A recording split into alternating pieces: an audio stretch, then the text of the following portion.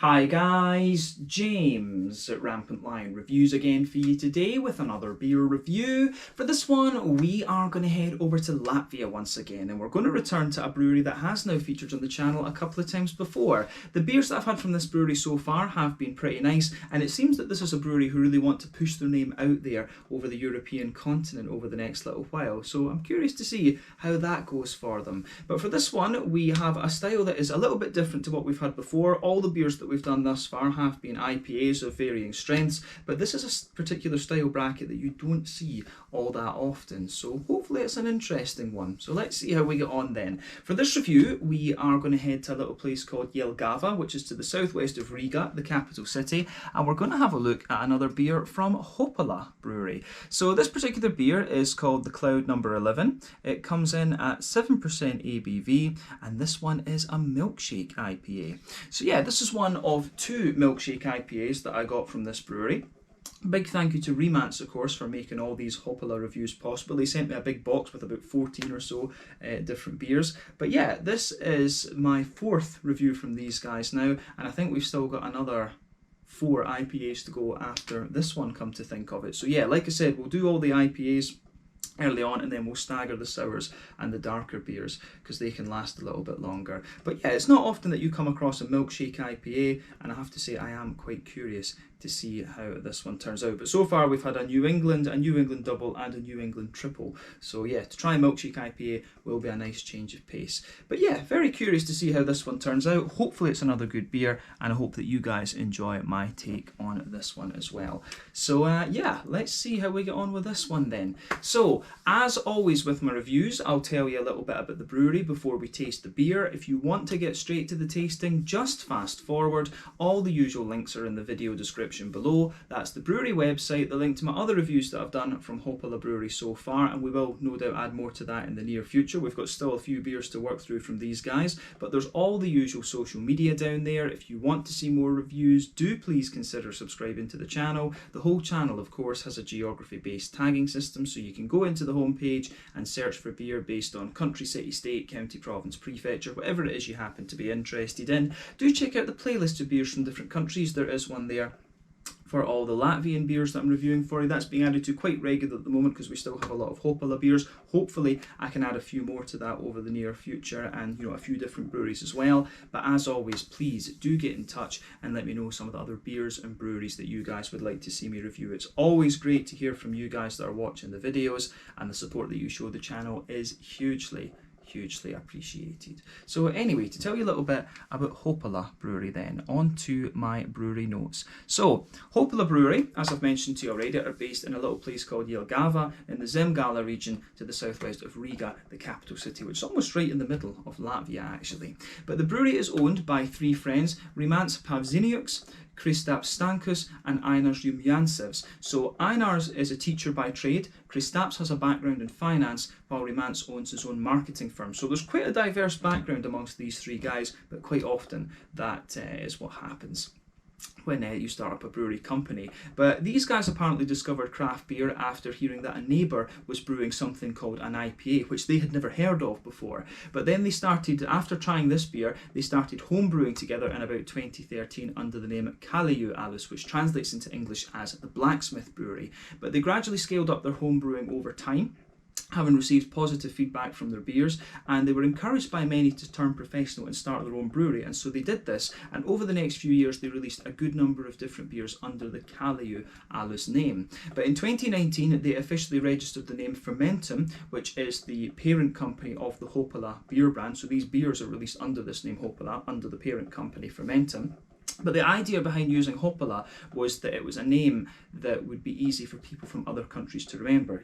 Latvian, of course, is an extremely complex language. If you don't grow up with that, it's a very difficult one to kind of learn and perfect. But it's Ainars who is the head brewer, while Kristaps takes care of the finance side of things, and he also looks after the yeast strains and various other technical issues that they can have at the brewery, whereas Rimants is the head of marketing and sales for the brewery. And of course, it was him that gave me all of these beers to review on the channel. So yeah, pretty cool. But the brewery itself is equipped with a 1,000 litre brew kit, and they've been progressively expanding the fermentation capacity of the brewery since they started it. But they wish to experiment with lots of different styles of beer, and they've been collaborating a lot with other like local small businesses as well to get adjuncts for their sours and stouts and things like this. But there's a number of gypsy breweries also brew their beers at the Hopalaa facility, and no doubt that will continue over the next little while as well. But as of May 2021, when I'm reviewing this beer for you, these guys have produced around 60 different kinds of beer according to Untappd, and no doubt they will add more to that over the near future as well.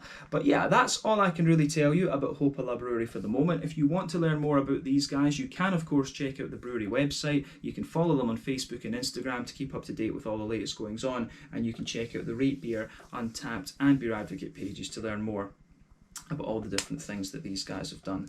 So yeah, let's get on and have a taste of this beer then. So check out all of those links in the description below, like I said. But as you can see, again, quite typical artwork from what you would expect of Hopalaa. These guys do things pretty nicely, I have to say. And there you can see this symbol, the H, of course, is the standard thing with Hopalaa, and of course it's on the side of the can here as well. So there you go, Hopalaa Brewery. So yeah, 440 milliliter can, this one. I'm not sure what you would actually pay for this beer in Latvia itself. I think they've got their own currency still, if I remember rightly. In Latvia they still have their own currency, and I'm not sure what you would pay for this beer in euros if you bought it somewhere. But yeah, like I say, at the moment they're starting to build up their exports, so potentially you'll see these beers appearing quite soon. But yeah, let's get this guy out and we'll get on with the tasting then. Very curious to see what this one has in store for us. So yeah, 7% Milkshake IPA, this one. The hops in it are Mosaic, Citra and Talus, and the malt base is Maris Otter, wheat malt and flaked oats. And then of course, being a Milkshake IPA, it's got a bit of lactose, and the yeast is a London Fog. So yeah, nice makeup to this one. Let's get it out and into the glass then. It's been ages actually since I had a Milkshake IPA. I couldn't even tell you what the last one was. This isn't a style bracket that you see all that often anymore these days. So yeah, this was one. These two beers. I've also got the Cloud number 12, which will probably be the next Hopalaa review actually. I'm curious to see, I was very curious to see how these ones would turn out. But yeah, this one, as you can see, we've maybe got about 3/4 of it or a little bit more in the glass. You can see that it's got a nice half finger of a frothy white head to it, but yeah, it does look very, very nice, this one. That head is going to fade away though and become a nice kind of thin foamy layer, but it looks very, very good for the moment. But in terms of colour, this beer's poured a lovely kind of bright yellow. I'd say that this one looks a little bit like a mixed kind of tropical fruit juice. I always like comparing these hazy sort of IPAs to different fruit juices, because that's just what their appearance reminds me of. So this one, quite a rich yellow, so maybe it's a mix, you know, it would be comparable to a mix of like, you know, a mango and passion fruit, tropical fruit juice or something like that. But yeah, 1 or 2 big bubbles sticking towards the side of the glass, a few little ones going up towards the bottom of the head in this one. But overall it looks pretty nice. So remember, the colour of your beer is dependent on 1, the type of malts that you use, and then 2, the length of your wort boil. The longer you boil the wort, the more the sugar's caramelised, thus you get a darker colour of beer. But it's dependent in the first instance on the type of malts that you use. Probably the one that would be most responsible for the colour in this would be the Maris Otter, but you know, a Milkshake IPA is probably going to undergo a standard, you know, 70 to 90 minute IPA length boil, if you like. But yeah, the level of haze in this one is pretty impressive as well, and the haze usually is determined by the oat and the wheat content, and you know, that tends to vary from brewery to brewery in fact. But this one has a fairly decent level of haze to it for a 7%. It's not the soupiest and gloopiest one I've seen, and it's set, but it's closer to the kind of soupy, gloopy, hazy end of the spectrum than it is to the clearer end, of course. But yeah, certainly looks as you would expect for a Milkshake IPA or any kind of modern IPA these days, of course. But yeah, nothing particularly surprising about the appearance of this beer when you consider what style it is. So let's take a closer look at the aroma then and just see how we get on with this one. Oh, that does smell quite nice, but I will say it doesn't smell a million miles away from the other beers that we've had from Hopalaa thus far. It does have kind of quite a few similar characteristics. What you'll find with these Hopalaa beers is that they've got a little bit of a kind of dried fruit kind of aroma to them. You get a little touch of booziness in the aroma out of all of them, I think, but then you get a nice fruitiness and also a nice smoothness in there as well. But I think for me, what I'm noticing with these Hopalaa beers is a sort of signature kind of just dried fruity and very slightly boozy character out of the nose of these things. So yeah, definitely interesting. I always like this when you kind of notice little things like that about each brewery, little things that you can use to identify these beers if you do them sort of blind actually. So yeah, the aroma of this is pretty damn nice. But yeah, let's try and break down the aroma of this one then and see how we get on. So straight away with this beer, you can smell a nice soft white bready kind of character to it. There's a lovely little bit of lactose in there as well, which I can really appreciate. So I like that about this beer for sure. It's behind that, of course, you can smell a little bit of a bitey wheat, but yeah, you can definitely smell that this beer is slightly kind of smoother and more kind of creamy in a sense. So yeah, backbone of the beer, soft white bready notes, a little bit of a lactosey element, wee bit of a wheaty bitiness in there as well, and yeah, I think it works. The malty side of the beer goes together quite well, but you can of course get a little bit of that boozy note out of it. You do smell a wee bit of a kind of caramelised, sort of dried brown sugar note out of this one, and a wee bit of biscuit as well. I think that'll be the Maris Otter that's giving you that, and maybe it's the way that the Maris Otter interacts with the yeast or something like this. I'm not quite sure what would give you that, but like I say, signature thing about these Hopalaa beers seems to be like a sort of, slightly boozy, dried, apricot-y kind of element. I've noticed this is a kind of common thing in a good few of their beers, but yeah, this one definitely smells a little bit creamier and a little bit more sort of sweet in a sense than some of the other ones we've had from Hopalaa Brewery before. But yeah, I think the aroma, the malty side of this beer goes together very, very well actually. So yeah, this certainly works. Yeah, so thumbs up to them for that side of things. Let's focus on the hoppy part of the beer. So on the green side of things, you do get a little bit, there's a wee touch of earthiness out of this one, which is most likely to come from the Mosaic. I'm not sure if there will be another bittering hop in this one as well, but yeah, there's a wee touch of earthiness from the Mosaic. There's a nice deep floral aromaticity to this one. If you take the aroma in quite deeply, it has a wee bit of just bite to it, which I think really works. And then you've also got some very nice kind of lighter and grassy, zesty qualities to the beer also. So yeah, there's quite a few interesting things going on with this beer for sure. Yeah, so it definitely has. It certainly has my approval on the green side of things. A nice bright floral aromatic character, which always complements things very, very nicely. So yeah, that'll get that sort of builds a good bridge with the slight wheaty bitiness that this beer has as well. But on the fruity side of things, I think this is quite interesting too, especially with Talus in this one, because Talus is a hop that I've only had a couple of times, and it's one of the new boys on the market. But I've always found that it gives you a very bright grapefruit. So you get this. So compared to normal grapefruit, I would say, it's still got the same pungency, but it just feels a little bit more ripe in a sense, and a little bit just kind of brighter and juicy. And you'll notice that with this beer straight away as soon as you smell it. You've just got that very bright grapefruity kind of pungency. So yeah, the Talus for me, I think I've seen brewers describe it as pink grapefruit, and I don't really like grapefruit on its own. So yeah, but for me, it's got just this bright grapefruity character to it. So yeah, if you can, have a single hopped Talus beer and just pick that up. But as I say, very bright grapefruit, and you pick that up straight away in the aroma of this one. But you can also get some of the kind of more regular grapefruit underneath, and a bit of a passion fruity note as well. That's coming from the Citra, I would say. But you've got a lovely juicy mangoey note to this one as well. That's the kind of signature of the Citra. You can pick up a few of those, that sort of dried apricot-y boozy sort of thing I was talking about. And you also get that typical signature juicy tangerine element from the Mosaic in this one too. So yeah, Citra and Mosaic is a very common mix, but adding the Talus in there just makes the aroma slightly more pungent And you know, as I say, the grapefruity characters gives you that really bright grapefruity character, which kind of stands out a little bit too. So yeah, take a little bit of time, and you know, take a little bit of time and just ponder over the aroma of this beer. But I think it works. I think it works very, very well. So yeah, always do that with these beers. That's always half the experience with them. But yeah, let's fire the rest of this into the glass, and we can have a little look at the flavour of this one. Like I said, very curious about this.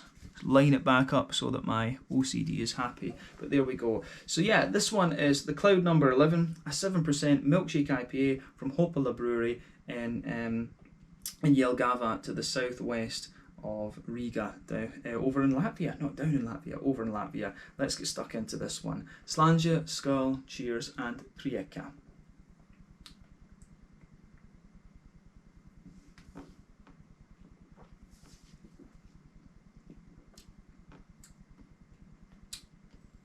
Oh yeah,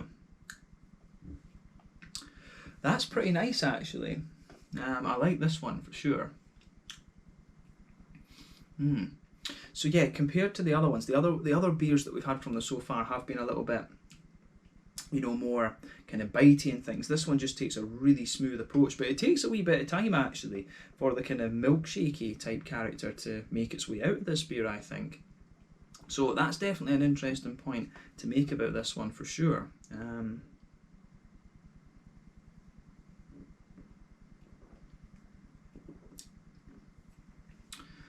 But yeah, it's pretty solid actually. It is pretty damn solid, this one.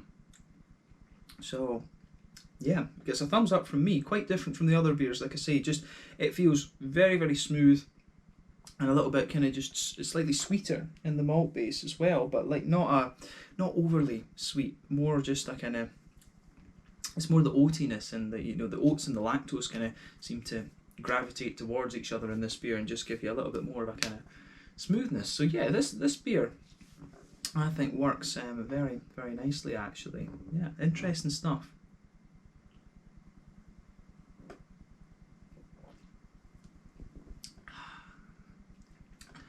But yeah, let's try and break the flavour of this one down a little bit more. Yeah, so straight away with this beer you can feel that nice, smooth, soft, white bready character coming out of it, which works really nicely. But if you go towards the kind of back of that middle third of your palate, you do get a wee bit of a kind of bread crusty element to it. So yeah, you can pick out a little bit of that there, and you also get the same towards the front of that middle third of your palate as well. And then in between, you get a smooth sort of, you get that smooth, almost fluffy white bready note sitting underneath. But on top of that, you can feel the lactose really just smoothens out the beer there. But you know, the oaty notes are kind of mixing into that as well. So it's difficult to kind of pinpoint which one sits on top of which. You know, is it the oats that are sitting on top of the white bready note, the barley malt part of the beer? Then the lactose sits on top of that and smooths everything out, or are they kind of joined together and smoothing it out at the same time? So yeah, a little bit difficult to say exactly what's going on with that side of the beer, but I think it works very, very well.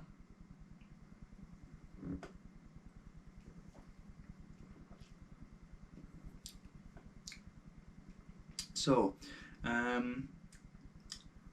yeah, on top of that kind of lactosey layer, in the middle, in the very middle of your palate, you do get a nice little bit of a, you can feel a little bit of brown sugar in there, so that's going to be the Maris Otter malt that's giving you that, of course. In the dead centre of your palate, it almost does feel like a straight up caramel. Then as you move further out from that, it gets a little bit more biscuity. But then as you progress further into the aftertaste, it almost becomes a little bit more like a kind of Werther's Original type thing. You do get a little bit of that sort of Werther's Original butter candy type vibe out of the beer also.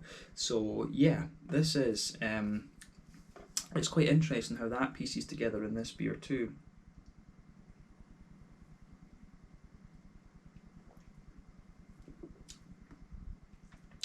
But yeah, certainly I think this is a very, very solid beer from that perspective. It's got my it certainly has my my approval on the malty side of things, it really works. But I think that covers the middle third of your palate, and this is where you'll get the most malty complexity out of the beer. So yeah, this one, I think that, you know, these guys they know what they're doing with these milkshake IPAs. I think these are, if the other one's going to be the same, then it will be. These are pretty solid beers actually. So yeah, it seems to be a series as well. You know, Cloud Number 11. The other one's called Cloud Number 12. So you'll see that video in a few reviews time.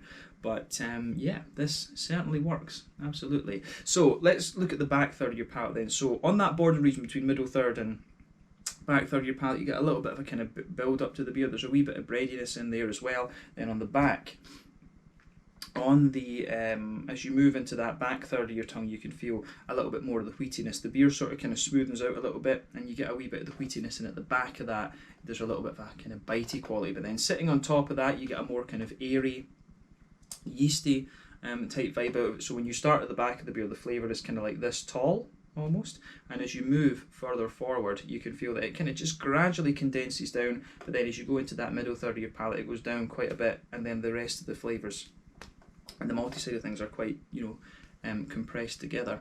So yeah, I certainly like how this beer goes about its business. So yeah, it's good.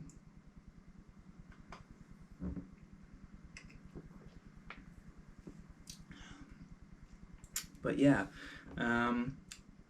malty side of this is very nicely done, and I think it works. It's definitely not quite as boozy and things as the other beers that we had from them, as we've had from them before. So yeah, on the hoppy side of things then, on the green, we'll look at the green component first as we always do, but there's a little bit of earthiness there in the back corners of the palate, which obviously is the mosaic that's going to give you that. And remember, milkshake IPAs tend to be like New England IPAs. They give you, you know, they're more reliant on the late edition hops, which give you flavour and aroma, rather than the early edition hops, which give you the bitterness. But yeah, so a little bit of an earthiness there. It gets a little bit herbal as you move further forward, and as you come progressively forward towards the front corners of the palate, it's got a little bit of a more kind of bright floral aromatic quality to it. So I really like how that goes together in this one. So yeah, round the front curve of the palate, it's a little bit lighter and more grassy, and it's got a little bit of brightness to it as well. So yeah, I like how that goes together. Actually, I do like how it goes together.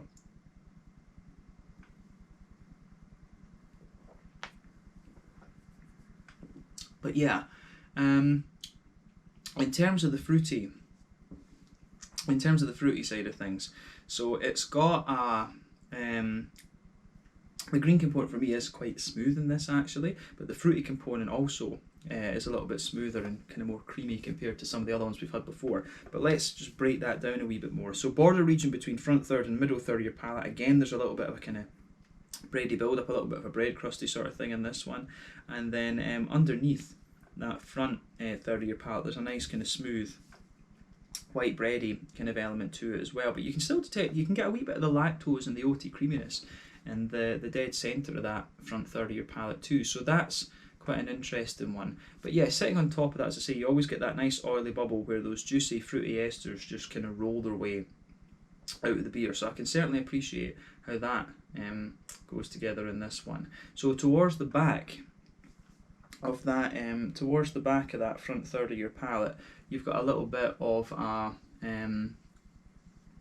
as I say, you get a wee tiny, underneath that you get a little bit of that tiny more pungent grapefruit to it, but then on top of it you get the bright passion fruit, the bright grapefruit rather, which comes from the talus, I would say. So yeah, talus is such a distinctive hop. It's derived from Sabro, of course. So yeah, for me, talus gives you a really bright sort of grapefruity character, a pink grapefruity kind of thing. Pardon me. Must be the lactose that's doing that. But yeah, on top of the, as I say, a little bit of a more pungent grapefruit underneath, a bit more of a kind of bright grapefruit on top of it. But as you move further forward, it mellows out to become a little bit more passion fruity. I think that's most likely to come from the citra. And then as you move into the middle of that kind of front third of your palate, it's got a bit of a more kind of juicy, mango-y element to it, absolutely. And then as you cross into the front half of the front third of your tongue, it's the tangerine notes from the mosaic that kind of come out there. There's there's maybe a wee tiny touch of like pineapple right in the dead centre of that middle third of your tongue too, but I think it really works well. It does work very, very well, this.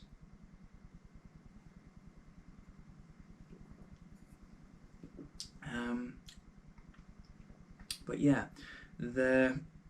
as you move into that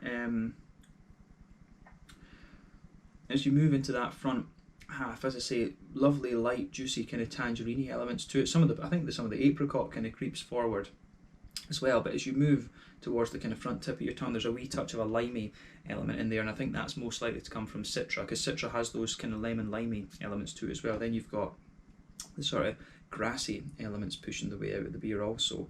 So yeah, the way I think this beer goes about its business in a very very interesting way. So it has my approval.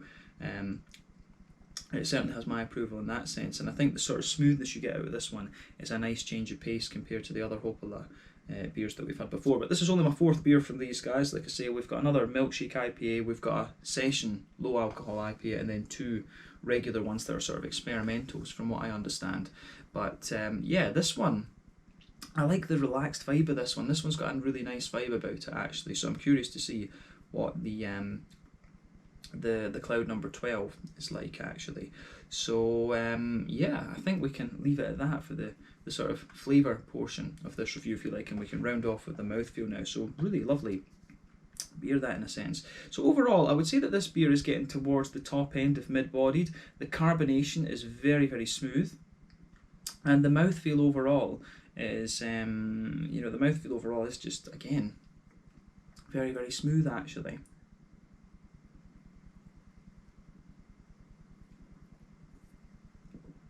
So yeah, smooth carbonation. It's almost got a little bit of a silkiness to the mouthfeel as well, and a wee bit of wetness to it. But yeah, it's certainly not the thickest of Milkshake IPAs that I've come across. It does have a bit of just that silky kind of smoothness, so it works very, very well in my opinion. But on the hoppy side of things, I would say that this beer, it seems like a fairly standard 30-ish IBUs. It could potentially be just a little bit more better than that, but I think this is a fairly standard 30 IBUs. As you go further into the aftertaste, you feel a little bit more floral aromaticity coming out of this beer, but that works. And again, malt base for me, it's got a sort of smooth, soft bready kind of thing underneath, and the oats and the oats and the kind of lactose just smoothing everything out, and it gets a wee bit sweeter the further you go into the aftertaste, and there's a little touch of juiciness out of the beer as well. So yeah, I really like how this one goes about its business in that sense. This is a beer that's got a very, very nice vibe to it.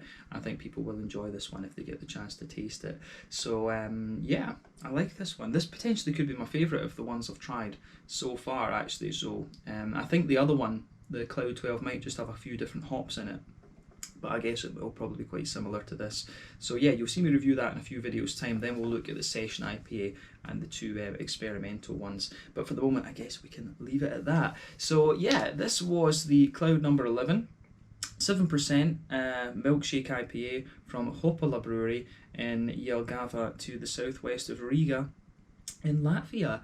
So yeah, let's leave it at that for this one. A really interesting beer, and again, thank you to Remants from Hopalaa for making these reviews possible. Still got quite a few beers to work through from them. So yeah, once again, thank you for watching my beer reviews. Until the next time, please like, subscribe, share, all the usual YouTube stuff. Let me know your own thoughts on these beers in the comment section below. Let me know what your favourite beers are from Hopalaa. Do give me some other Latvian brewery recommendations that I can have a look at. Of course, I know Arpus, Odu, and now Hopalaa, but if there are other breweries that are getting their beers out there a little bit more, I would love to know more about that. It's always cool to see other countries in Europe getting on the craft beer bandwagon.